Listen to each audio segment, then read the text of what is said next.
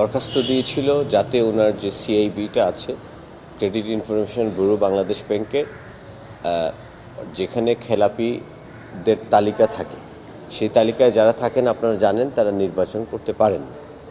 তো মহামান্য সুপ্রিম কোর্টের অনারেবল জাজ ইন চেম্বার আজকে সেই সিআইবিটাকে ওনার স্টে করেছেন।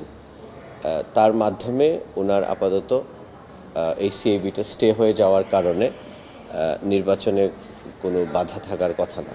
স্বার্থ সংশ্লিষ্ট একটা কোম্পানি যেটা ছিল সেটার কি লোনের কারণে এটা কল অফ করা হয়েছিল, লোনটাকে ক্লাসিফাইড হয়ে গিয়েছিল।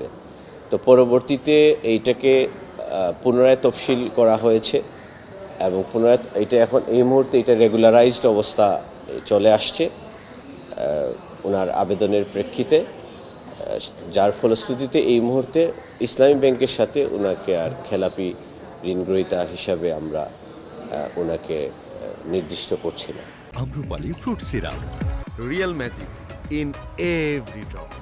আজকে তো ব্যাংকের পক্ষ থেকে আমরা যে এটা রিশিডিউল করেছি সেটার কাগজ আমরা কোর্টে জমা দিয়েছি, আর ওনার পক্ষ থেকে এইটার প্রেয়ার ছিল ওনার আইনজীবীদের পক্ষ থেকে, যাতে করে উনি ইলেকশনটা করতে পারে, ওনার নাম যে সিআইবি তালিকায় আছে এই তালিকাটা যেন স্টে করে দেওয়া হয়।